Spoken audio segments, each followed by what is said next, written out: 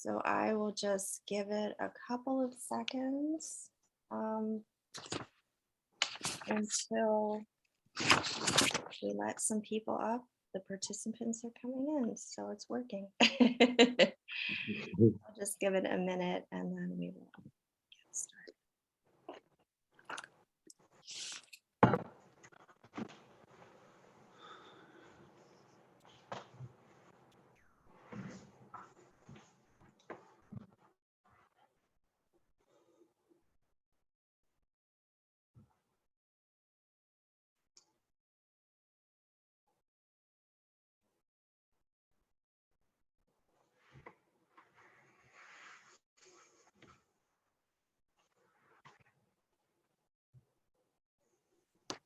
All right, so I'm going to get started.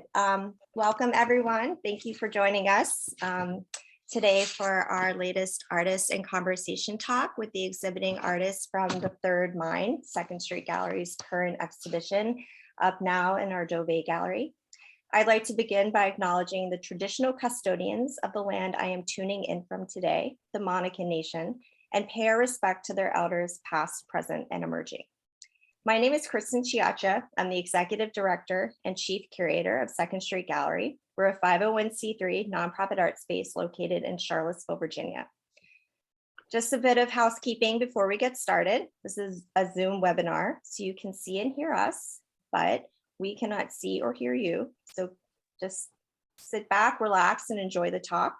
Tonight's artist talk is being recorded, and we will be posting the talk online with closed captions at a future date. So don't worry if you have to leave a bit early.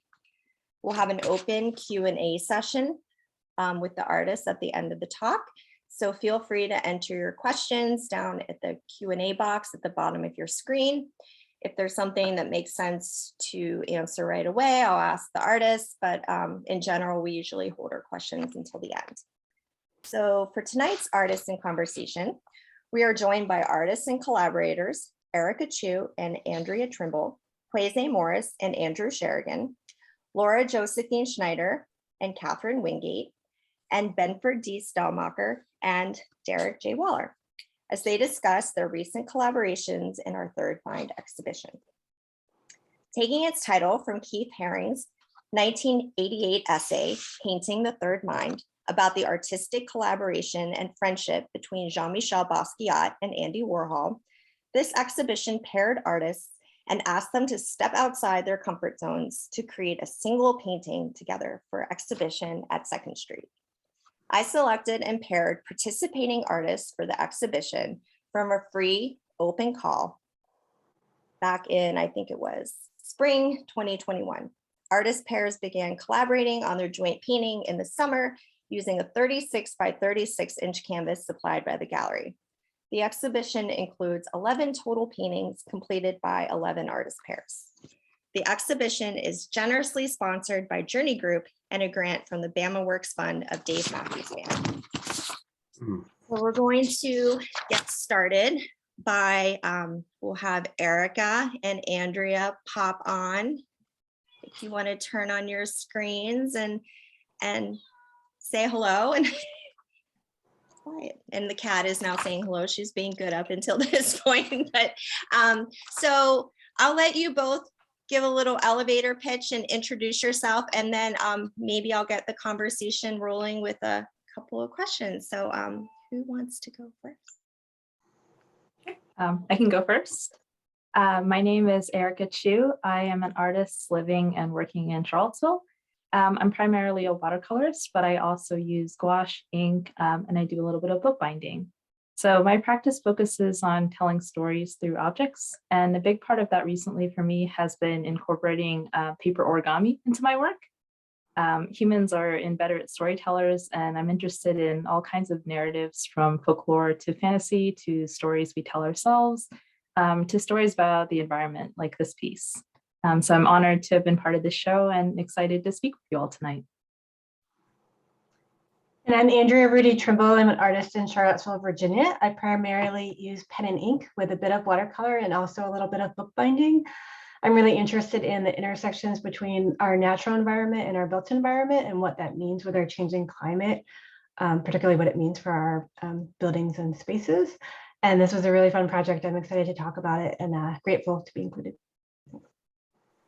Well, thank you both. So I think I want to start off by, so what was your initial impression when you found out who you were partnered with? Did you know each other ahead of time? Were you familiar with each other's work?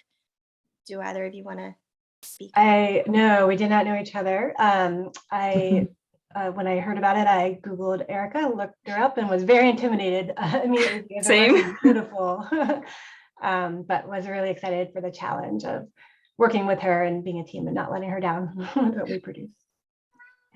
I'll echo what Andrea said. I also had to Google and was completely blown away by the work that you do. And so I was really intimidated, but really excited to start working with you.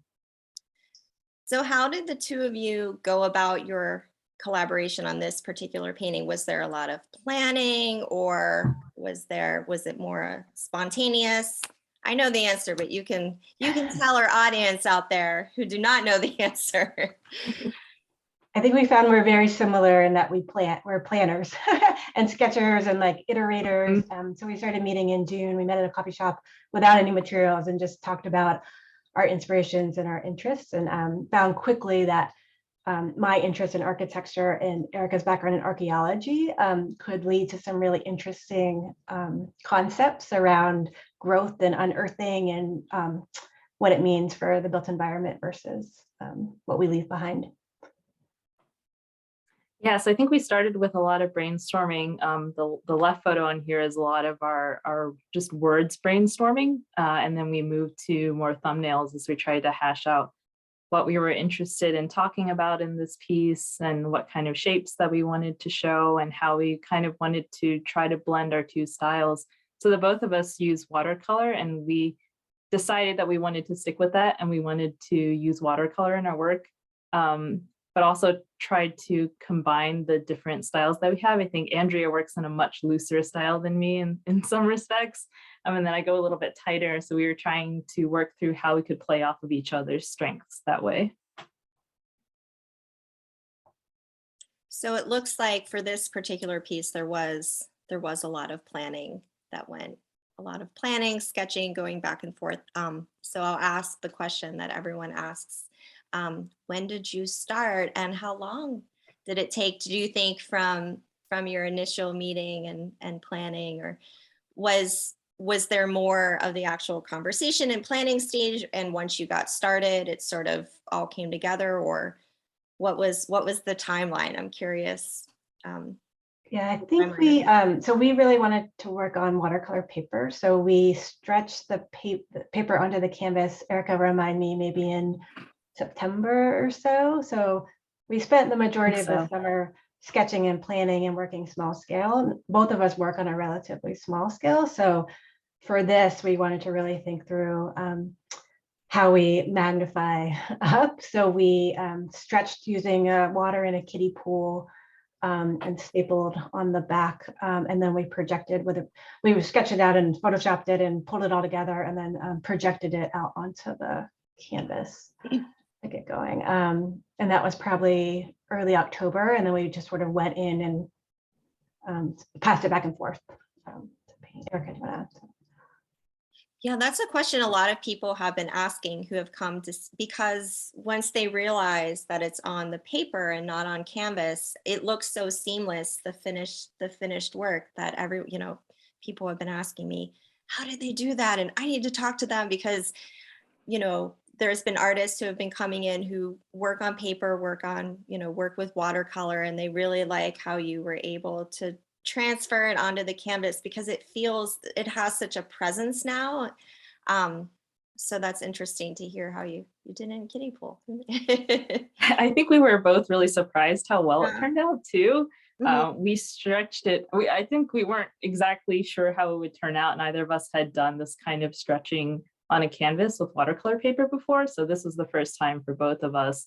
And it was just fingers crossed that it would work out, and then it worked out beautifully. And did you test it out on smaller pieces, on smaller canvases, or did you just kind of go for and hope for the best?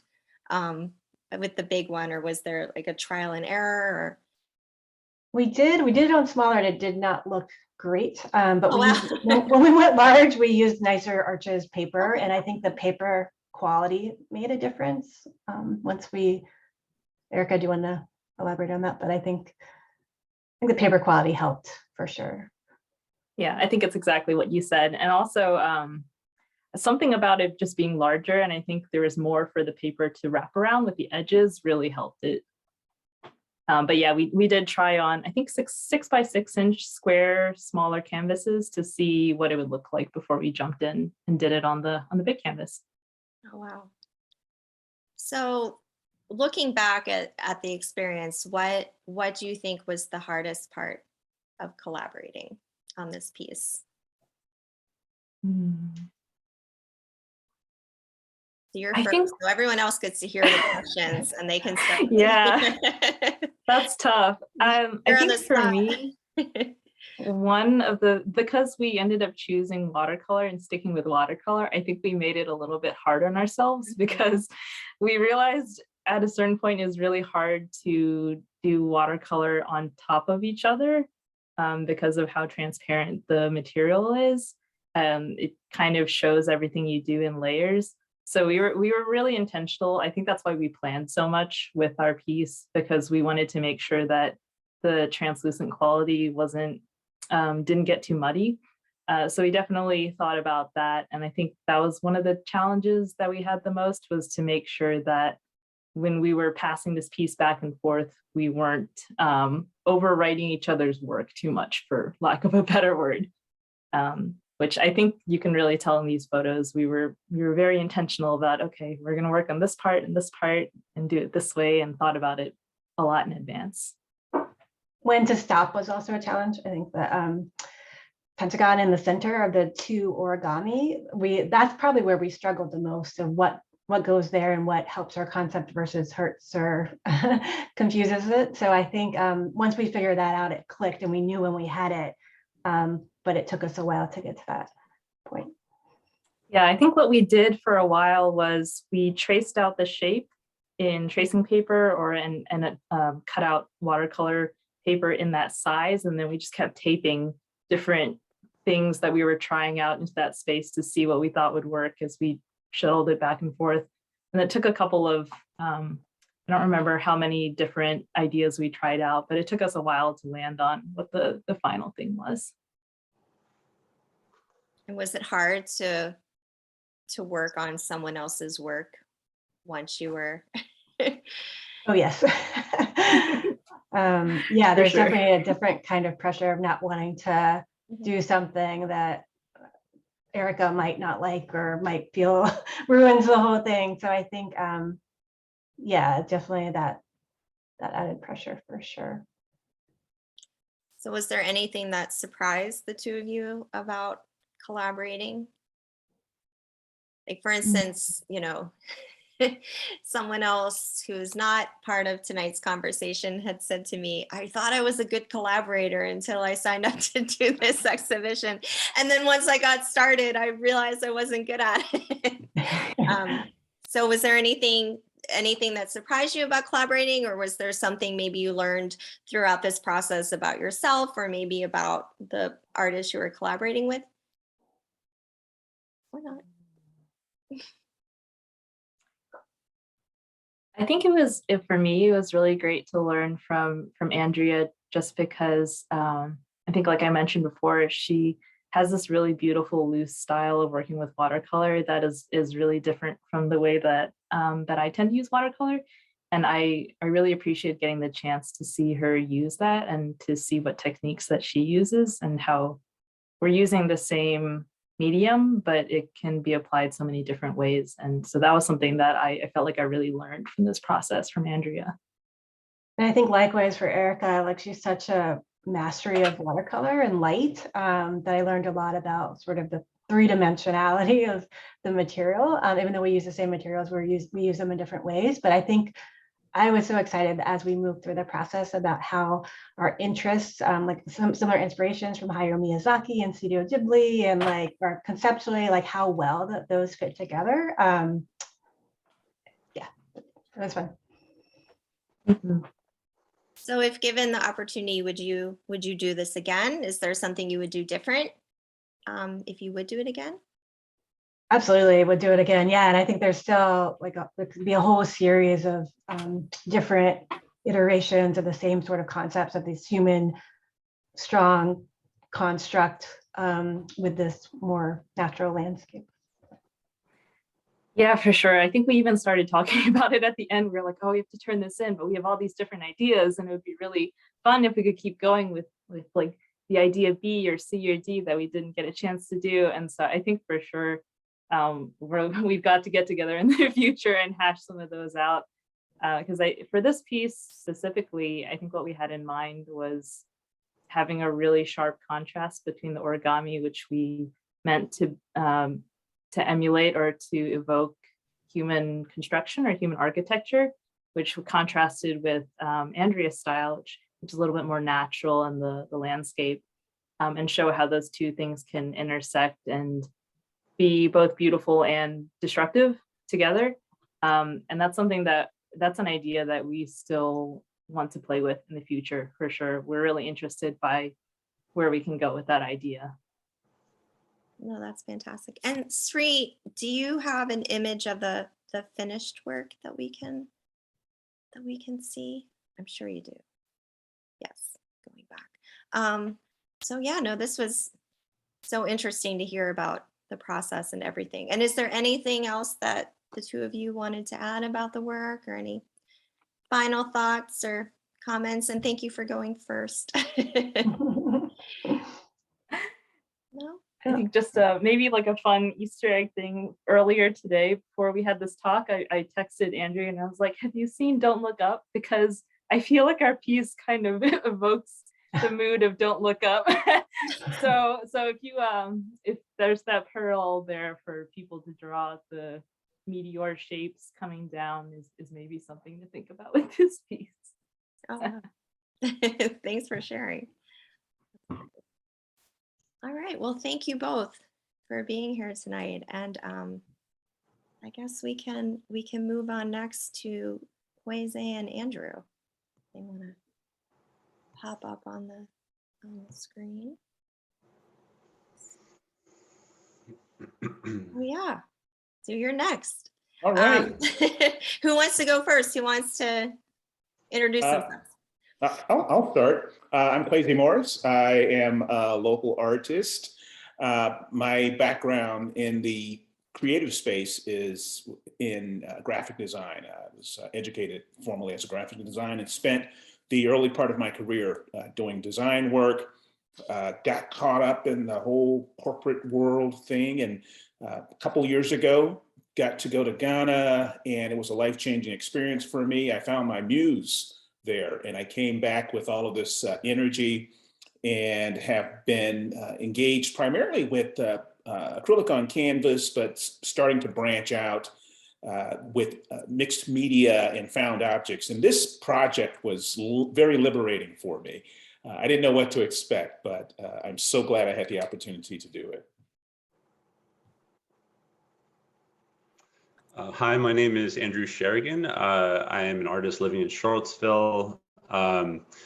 Formerly a graphic designer like Kweisi, did that for a while before becoming an elementary school and then high school art teacher, which I did for 14 years. Currently, I'm working on landscapes, primarily with ink and watercolor. I kind of consider myself a mixed media artist, but do a lot with just watercolor and ink right now, but I also do woodworking and some other things that pique my interest. Yeah, that's about it. So when I paired everyone together, I had I had ideas of what you might create. And so I knew why I was pairing people together. But when the two of you found out that you were paired, what were your initial thoughts? Did you know each other, or what were your impressions? What did you think?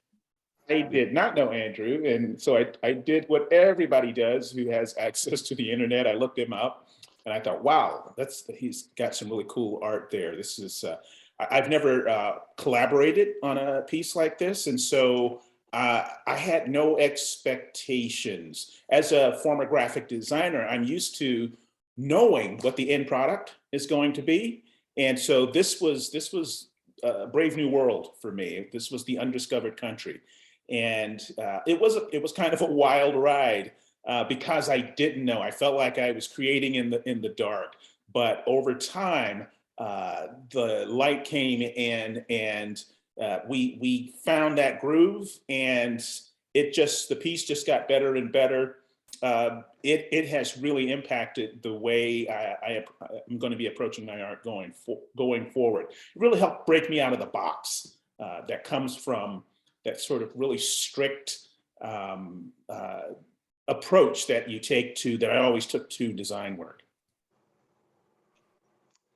It felt like a blind date. I had no idea who Kweisi was until, like he said, I looked him up and found a piece of his work that he had at the McGuffey, and thought it was really cool, and was really anxious kind of going into this because I kind of thought of myself. I've collaborated a lot in the past and worked with people as a teacher, but my art space has always been my art space, and I've never really, explored that with anyone else. So was a little bit nervous, but we met for coffee, we sat down, and we found out pretty quickly we were both graphic designers in a past life, that we both had this interest in farming. He'd been doing all of this great stuff, and I was just like, I think we sat down for 2 hours. Maybe we were supposed to be there for an hour, I don't know, but it was a kind of a timeless conversation, and just really hit it off and found out that we had a lot in common. And I think that a lot of, well, I would say that for maybe for both of us, but especially for me, it was about breaking out also, breaking out of former traditions and past roles and coming into exploring different mediums. And like I said, I consider myself a mixed media artist, but this kind of mixed media was something that I've been really wanting to try that I just hadn't had the opportunity to do yet. So this was a really great opportunity to meet Kweisi and also, hear that, hey, I just want to play with stuff too. And that's what we did.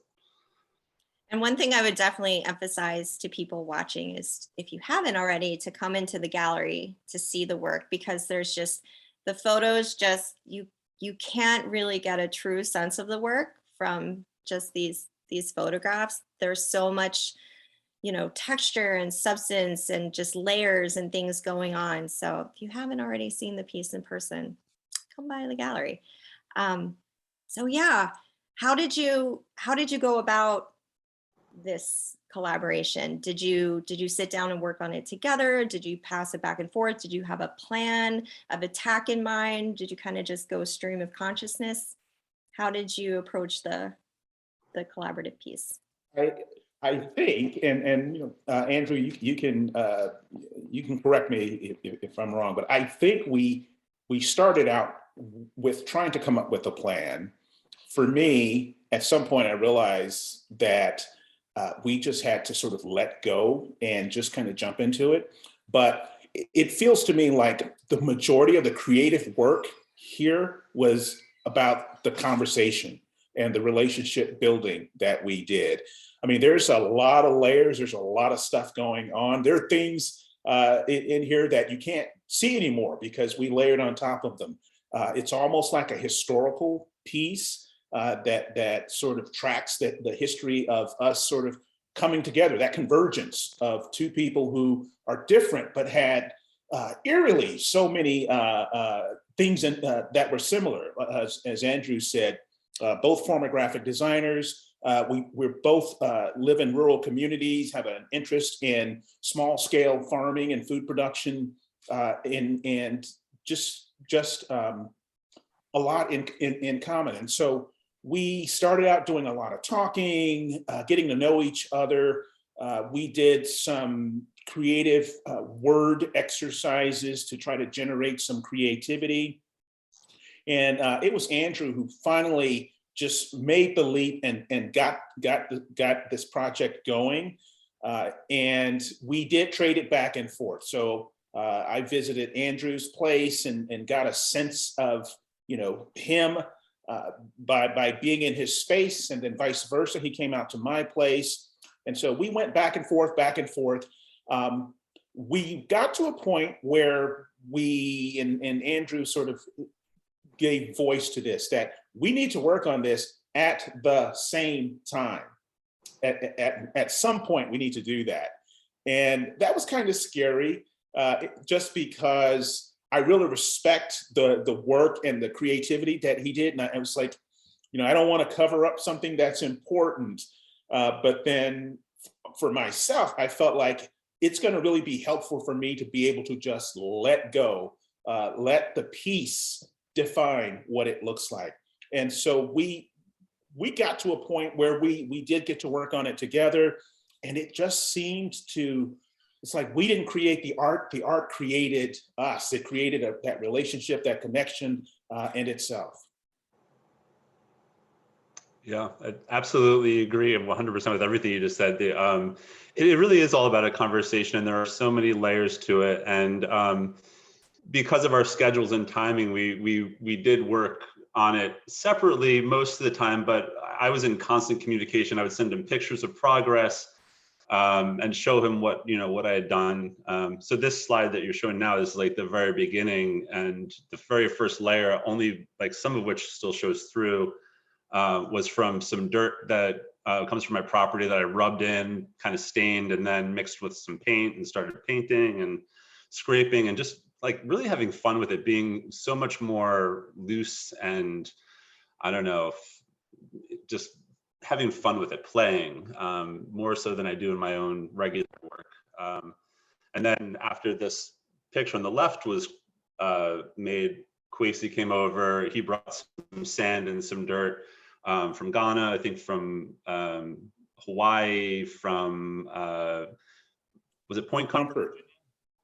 Point Comfort, Virginia, the slave landings. And all of that's in there. So he's creating these shapes and he's adding his sand. There's, I think we kind of, you said this already, but we found such a common thread between us that the work really does feel like a conversation. Like I didn't tell him I was using dirt when I started. I just did it. Like I knew it was important enough to me that he would respect that. I was like, I'm just going to do this. We're just going to play with it. We knew that we were going to be loose. We tried all this other stuff and it just had to happen. And it felt so liberating that just had to happen. So I just did it. And then it just went from there. So we both, we found this commonality and just joy in this back and forth. So I think it was like a conversation from a distance in a way. Like there was this like call and response and a call and response from both of us. And we would just constantly add little bits and pieces. And then, like you said, when we finally got to work together, we worked for a few hours at a time. I think when we finally sat down and really continued the depth of our conversations and learned a lot more about each other at that point. I love that you have these photos. It's like an archaeological like dig in reverse that we're getting to see. So this is Yeah, I like documenting things. Yeah. Pictures.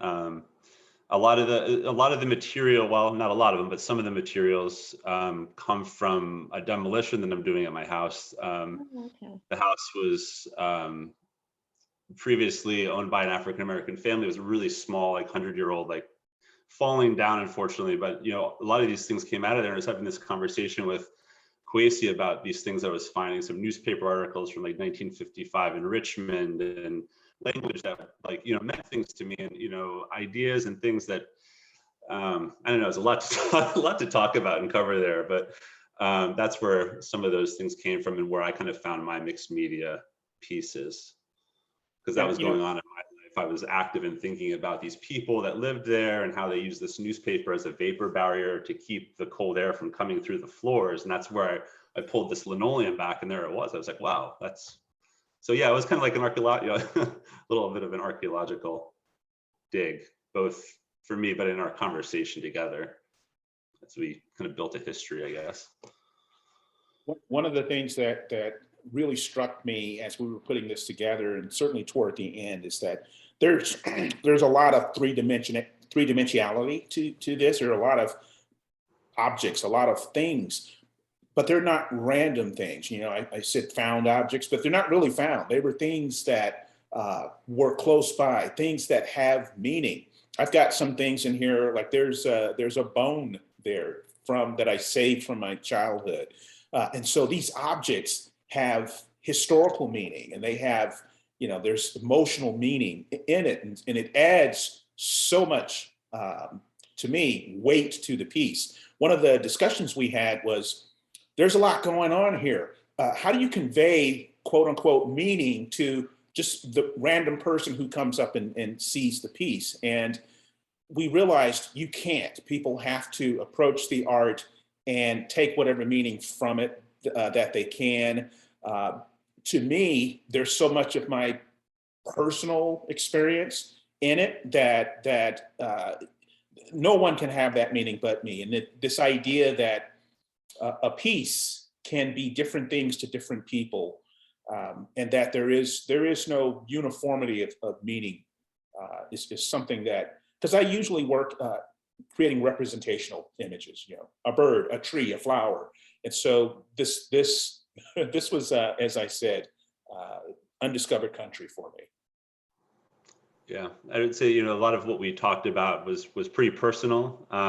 Some of it was, really informational, and there was no other way for us to really express, I think, than abstract and using objects as symbols to kind of convey that message. And like Kweisi just said, to allow people to form their own opinions about what they think these objects mean in relation to one another. They really are all very purposeful, and there's everything from Kweisi put a chipboard, a computer board at the bottom is cracked in half, and we were using Gorilla Glue, and the Gorilla Glue was squirting out. Like, I put it on, I was like, oh man, this Gorilla Glue is tough, just it squirts out. But we wound up liking that. It was just one of these things that were like, that's just a part of it. That's a part of our messiness, our process. But for me, like that computer chipboard symbolizes as much graphic design for me as it does working in the tech industry and graphic design for Kweisi. There are images of people in there that remind me of my parents, who were 15, I guess, in 1955. And I think about their experience and how their upbringing, reflected certain ideals on me. And, both Kweisi and I went to college for art, but our parents wanted us to do something to make money when we went there. That's one of the most funny common stories that we have. Like, I couldn't just be a painter. I had to go and do something that would get me a job. So I chose graphic design, and I got to study all the fun stuff. But, and like Kweisi too, he had to do something similar. So there's some stories there about, going to college, and that was, not necessarily something that was expected of me, at least. I mean, it was just something that, but there's lots of other stuff in there too. But well, thank you both so much for sharing. We're getting to the end. I could listen to a whole hour of you both talking about this piece, but as we approach the end of your time, just very quickly, I'd like to ask you both, would you do a collaboration like this again? And is there something that you would do different this time? Yes. If you were to do it again? Yeah. Yes, we would do it. I think, yeah, we've met and talked a couple of times since doing this, and I said to Kweisi last time we met at his opening, if we use this as a jumping off point, what would be the next thing from this? And I think we're going to try to do a small collaboration, maybe not something this big, but. Yeah, I would definitely do it again. When I came into this, I thought, this is probably going to be a one-off, but I loved the experience. So yeah, I'm definitely on board for another go round. I love this. Maybe I have a new career as matchmaker, like artist matchmaker, and I'm hearing all these wonderful, these great stories. So maybe my side gig. But thank you both so much. Thank you. For being part of this exhibition and joining us tonight. So I think we can, so we keep on our time, move on to Catherine and Laura. They want to hop on. All right. So if you both could quickly introduce yourselves, whoever wants to go first. I can start if you are hearing me. Great. So I'm Laura Josephine Snyder. I work within the poetics of abstraction and with how colors, shapes, and marks resonate in our minds and bodies, influencing our movements, thoughts, and emotions. My work references maps and the maps and signs we encounter daily that dictate the movements of our minds and bodies, and proposes alternate routes, slowing down and counter cartographies. I currently create works on paper and on panel, and mix many of my own paints from earth and other natural pigment sources in order to engage with the history of each pigment and at times its reference to place. Thank you so much for having me. I'm very excited to be here, joining you all from Mexico, which is Zapoteco land. Yeah, so thanks. Hi, I'm Kathryn Wingate. Hopefully you can hear me. I'm an oil painter from Charlottesville. I focus mainly on the human mind and body, and kind of I'm interested in where the human body ends and the relationship between being inside of a finite form in an infinite universe. I like to play a lot with the human body in connection to graphic shapes and lines, and kind of playing with that. I'm also the director of curation at the Ix Art Park, where I've been trying my hand at immersive art installations, and that's been kind of a fun new route in my artistic journey. Thank you so much for having me. I feel so humbled to be amongst such amazing artists, and I'm just very happy to be included. Thank you both. So I guess we'll get started with the question I've been asking everyone is, what was your initial impression when you found out that you were paired with one another for the exhibition? Were you familiar with each other's art? Did you know each other? Did you have to Google? I guess we're another pair that also didn't know didn't know Kathryn before getting the email from Kristen about the exhibition, and of course looked her up and was very excited about the work and the amazing paintings. And I also sort of immediately was thinking, I wonder how this is going to work, because Kathryn, the work that I've seen, was on Instagram to see was all figurative, and my recent work has been abstract. And so that sort of began my thought process about the collaboration. I only knew Laura through a small show I saw of hers at Studio Ix. And I remember somebody had told me that I had to go down and see it because they were like, you will love her work. It reminds me of yours. So I went down and saw it, and it had these amazing graphic shapes and these little intricate lines. And it was something that just like I instantly fell in love with. So later on, hearing that I was partnered with Laura was so exciting for me, because I thought it would be just like the perfect pairing. And it ended up being awesome. So that is all I knew of Laura, but she's great. I'm a huge fan. So I will say Same. I will say that when I saw when I paired everyone together, it was very intentional. I had, I created a work of art in my head that I thought that artist pairs might be able to create. And, obviously some people did things that were very different, completely different than what I had imagined, which were nice surprises. But I think when I saw your piece, I just remember thinking, it's exactly what I had hoped for, that I had envisioned. So it was just really interesting to see that. And I also just wanted to throw in, when I saw, when you delivered the work, Laura, I remember I was so just focused on that center that at first, when I first looked at it, I completely missed that there was a figure, even though I had seen process shots on Kathryn's Instagram.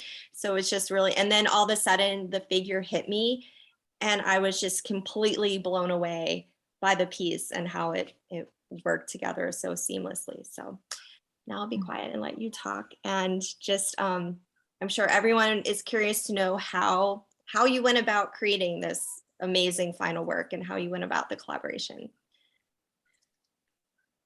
I'm sure I I remember. can start. Oh yeah, go for it. You go ahead. No, please start. Oh, you're good. Well, when we first met, we both were kind of against working on canvas, I think, because it's something we just don't really do. And Laura works a lot with watercolor, and it just wasn't something that translated. So we decided that we wanted to use a wood panel on top, which I attached, and we gessoed it with another earth gesso that Laura put together. I don't know if you want to speak about that at all. That was kind of yeah, I mean, it was really interesting because I feel like the first little while was all about materials, which I think is really kind of cool. And it sounds like that's been something that's been in common for a lot of the artist pairs.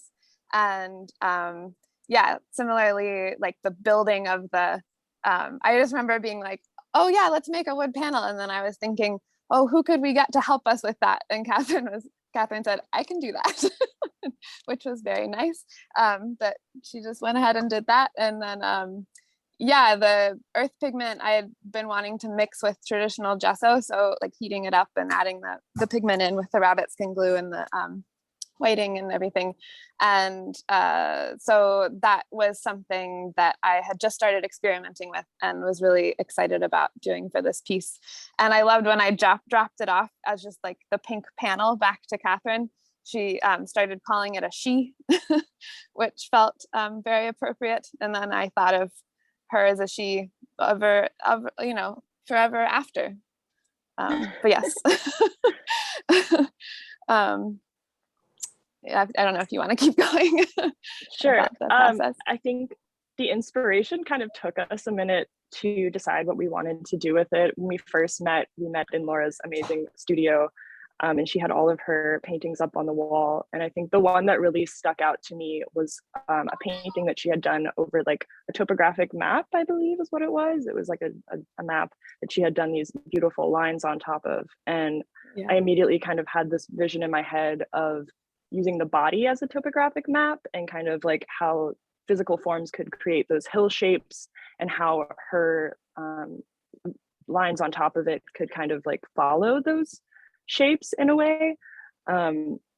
I somehow got to be the first person to start the actual painting process, which was a little bit scary.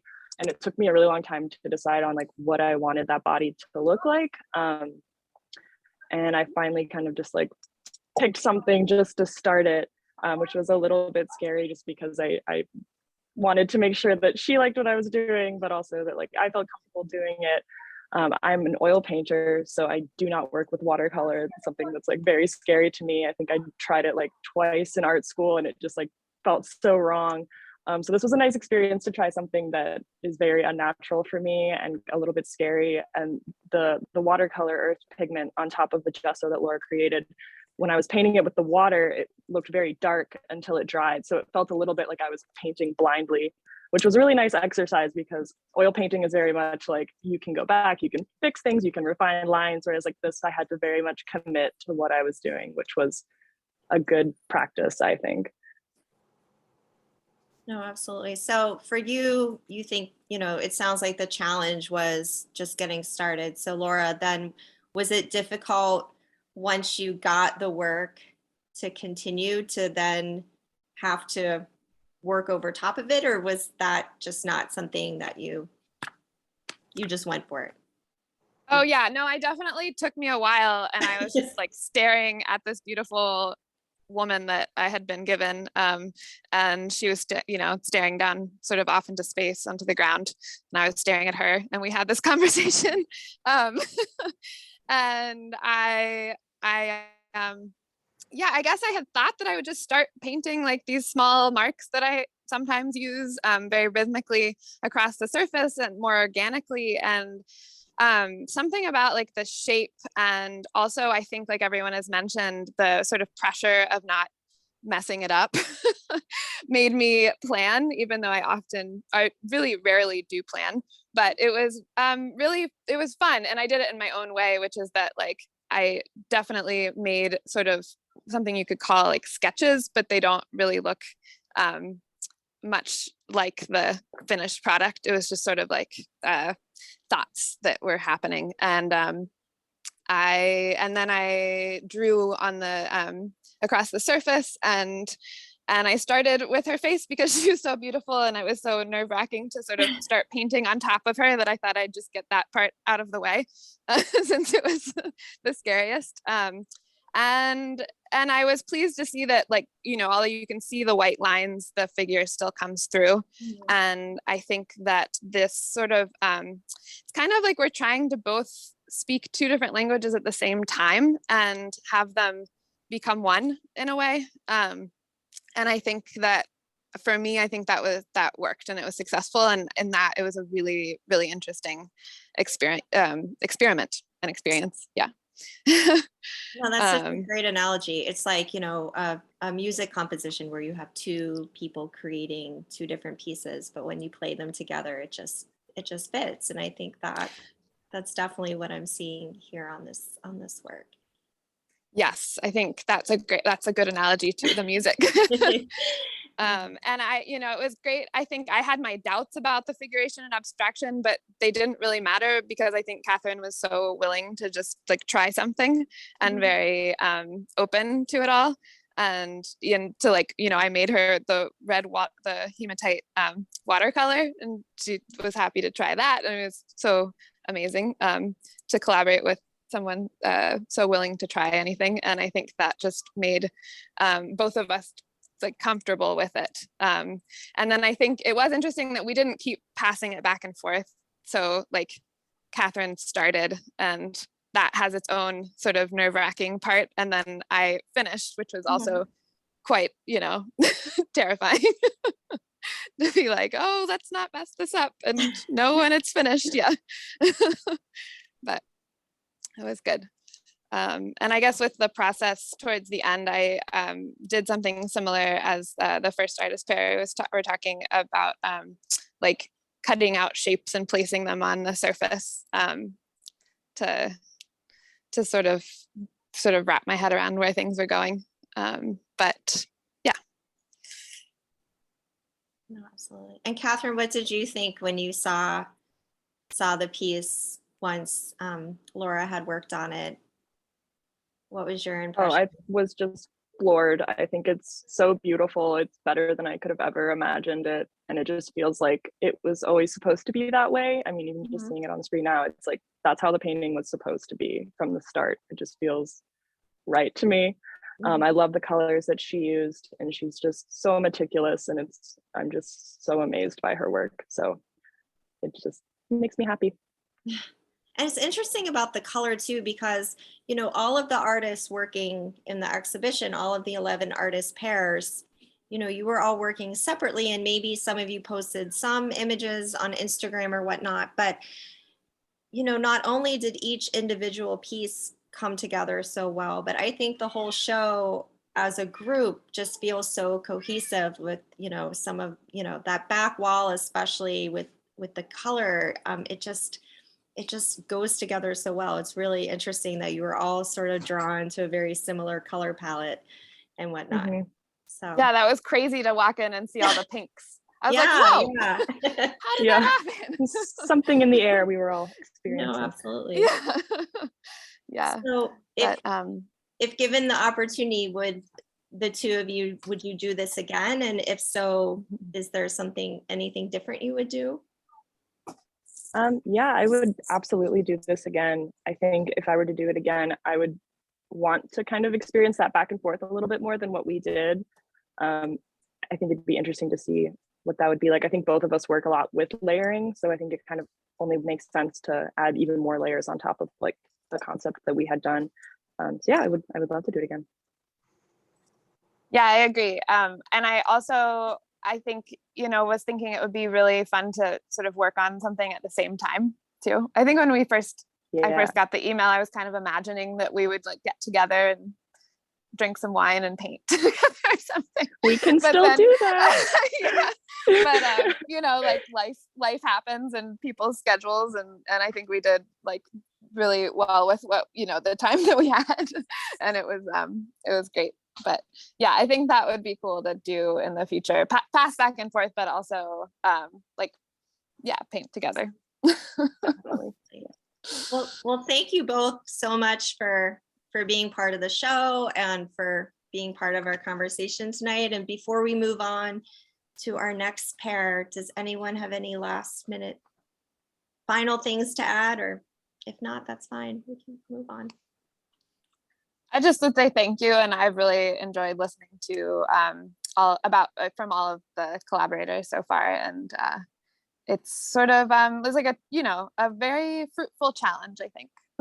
So yeah. Makes me feel good. Thank you. I know it was so hard to, this artist talk could have gone on for 5 hours. It was so hard to only pick 4 pairs, but maybe someday we'll have to do another one. So thank you both. Thank you. So we will move on to our final group of Benford and Derek, if they want to pop on the screen. Hopefully they're still here. So We are. well, you're here. Here's our friend Benford. Hey, I'm here. It's saying Okay. you have to allow my video. Oh, I do? Okay, let's see. What happened? Let's find you. Let's see. Ask to start video. Did that work? All right. We want to see your lovely face. So, so let's start by having you both introduce yourselves. Sure, I'll go first, Benford. My name is Derek J. Waller. I am a local artist here in Charlottesville, primarily a photographer. I do enjoy playing with acrylic paints lately, and I'm looking to get into some collage work, especially after seeing some of these amazing pieces today. And I want to start seeing how I can incorporate collage with my photography. So yeah, but primarily a photographer. Hello, everyone. I'm Benford Stonemacher. I'm an artist in Newport News, Virginia, with a brand new family in Charlottesville, a brand new creative family. I create conversations through Canvas that invoke dialogue between the canvas and the consumer. And I primarily work in acrylics and mess around with multimedia a lot. But just hoping to really just spark a dialogue between, that changes the hearts of humanity through, the arts. And I really want to say thank you, Kristen, for affording me this opportunity to work with Derek. Absolutely. So the two of you were a pair that, there was an option on the application to put in a request to work with someone. And so the two of you kind of knew you were working together. So there were no surprises. You knew each other. And I also agreed that it would be a fantastic pair. So maybe we'll jump right into the question about how you went about the collaboration and how you decided on this particular piece, especially given that, Derek is working primarily in photography. So I want to hear about how this collaboration came to fruition. I'll kick it off, Benford, and I'll let you jump in because I feel like Benford, he's the brains behind this whole piece. But I think, one of the biggest challenges for us, it was two big challenges. Actually, you mentioned one of them, Kristen. One of them was I am a photographer. So how do you, primarily, that's my medium. So how do you incorporate, my art style with someone who's a masterful painter? Come on, man. And then thinking to myself, like, maybe I could try to paint a little bit for this go round. But I was just too intimidated to even try because this man creates these really, what I would call just masterpieces.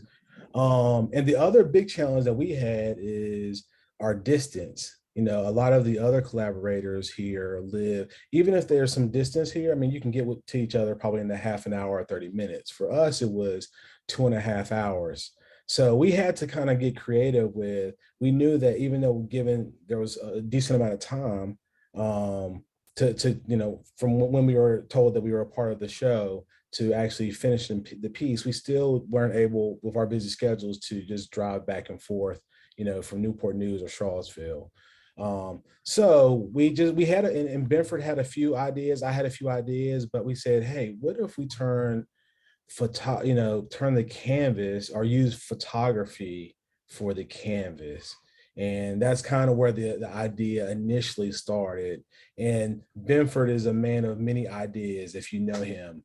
Like, he literally, you say one thing and next thing you know, he has 10 ideas as soon as you say something. So that was kind of the thing I said. I said, that's a way that we can work together without having to be right, together all the time. And that sort of sparked a million ideas, and I'll let you pick it up from there, Benford. Yeah, so like Derek said, the distance was the challenge. I came out to Charlottesville. I forgot what it was for, but I stopped by Derek's house, and I remember this because we was at his house and we were talking about it, and I literally sketched like the concept for the piece while I was right there at his house, and we were like, "Yo, that's it, right?" And so I love Derek's photography, his black and white photography, and it's such a powerful tool. And I love the way that he captures the moments, with his photography. And so one of my challenges was I didn't want to do his photography an injustice with my painting, but finding a way to kind of create a cohesive voice to where both things could speak synonymously, and so even when we came up with the title of the piece called Tears of a Culture, it was just something really, really it was such a great opportunity. And when he sent me, his photography and just different pictures to choose from, I was just like, oh my God, there are so many choices and there were so many just powerful pieces. But it also gave me the opportunity to invoke like my graphic design, layout background, and then knowing that I wanted to overlay over top of it. So, when I told him about the concept, he was all in, and he sent me the photography, and I actually got it digitized. I surprised him because I got it digitized, and so I took it in Illustrator, digitized it, vectorized it, and then I got it printed on canvas from Office Depot, and we mounted it on the canvas. And then I just went on top of the background, and then I created the eyeball with the chain with the tear, and the profile of the face on top of that digitized background. So you already answered some of my questions. I was like, how did you do this? But also I was really curious, how you pick the photos. So Derek gave you a bunch of photos to choose from, and then you chose, because I thought it was very interesting that there are many photos that you chose that I also included in the Bearing Witness exhibition.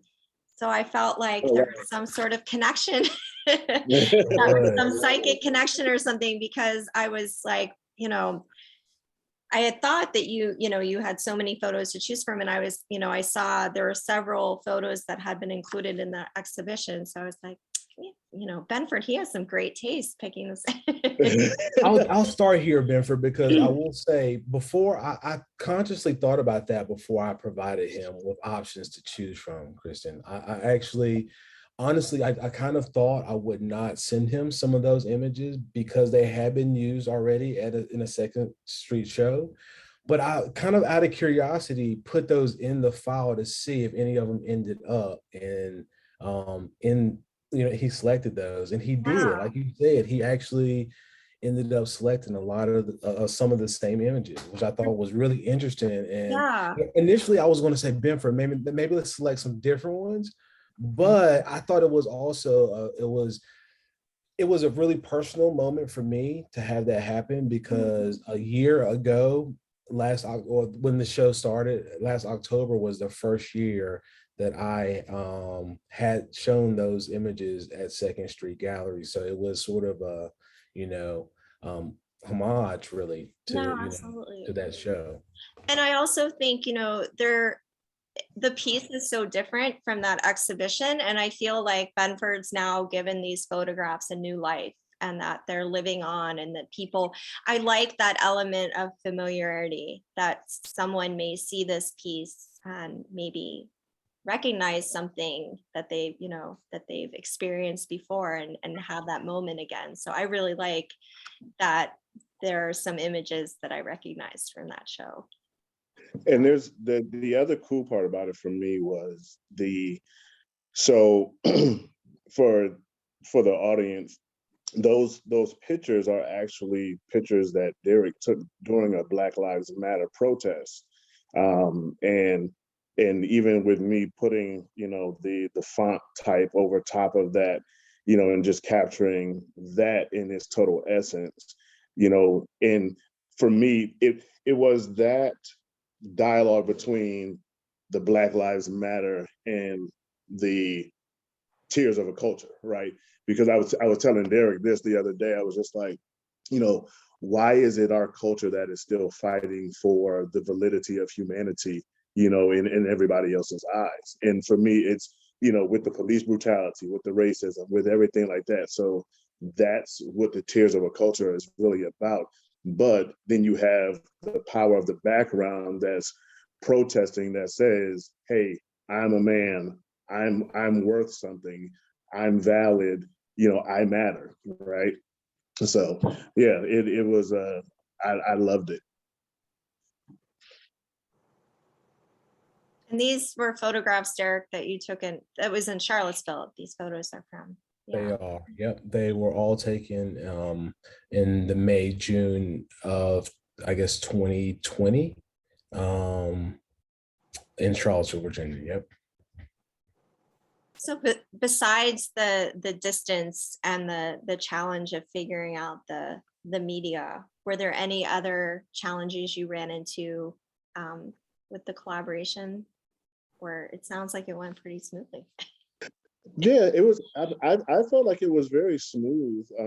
Once we had the concept down, it was just a matter of execution and just really just taking that time.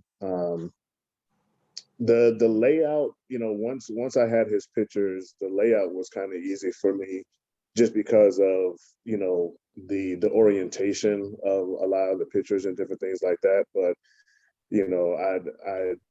it flowed for me. Same here. Totally agree. So the two of you, before working on this piece together, you knew each other, but was there anything that you learned about one another through the collaboration that maybe surprised you, or did you learn anything new? I won't say, for me, nothing necessarily new, but maybe seeing it in action. Like I see Benford come up with an idea and then I see him execute it. But like to see him actually have conversation with him about how he thinks through pieces, or understanding that he has a graphic design background, but seeing him execute that, for me, that was really, really interesting to see from the outside in. And it impacted, I think it's impacted the way I think about art and how I can take some of that and apply it to my work as well. No, absolutely. I mean, you are very lucky in that, most of us, we go on Instagram and we see Benford's finished product, the final painting, but you got to be part of this whole experience from start to finish. So absolutely, you had a front row seat. No, I would say that the thing that I learned, and I love this, because this exercise actually became a catalyst for me for a new body of work. I've always loved photography. I've always loved. I had an uncle. I have an uncle that grew up taking pictures and doing things like that, and doing kind of collage work with pictures. And I've always wanted to do it. And I never stepped out there and have done it yet. But even seeing what I was able to do with the photography and using it as the background, and then kind of layering the acrylic, on top of it, it gives me a whole new landscape to discover, play, and just build, and just really marrying that. I want to do a body of work that kind of marries my graphic design, architecture, and with, whether it's acrylics, multimedia, photography, magazine layout, what have you. But just seeing how Derek captures what he captures, I believe that it inspired me to take that step of faith, out there to that new world, and not just stick with acrylics, and just stick with what I'm cool and comfortable with, but being willing to grow. So is this something the two of you would do again if given the opportunity? And would you do anything different? Like Derek, would you try your hand at painting next time if you had enough? I was gonna say, well, there's a few things. Would I do it again? Definitely. And just like a lot of the other pairings that have spoken already mentioned, Benford and I have already started talking about, because there were some amazing ideas that we started with, but just probably wasn't possible to collaborate based on our space, our distance. But I would like to execute some of those at some point in our artistic career and friendship at this point. But I definitely would love to actually try my hand at adding some paint to the canvas the next time. So. Yeah, and I would definitely do it again. By all stretches of the imagination. Yeah, hands down, I would do it again. So someone in the audience suggested that this piece would be great as a large relief made in recycled bronze. There's an idea for you. I like it. Let's see. Well, we're running out of time. I'd love to hear more, but before we move on, I'll just pause a moment and say if anyone has any questions, feel free to ask. Looks like there was a question, but then Benford, you answered it.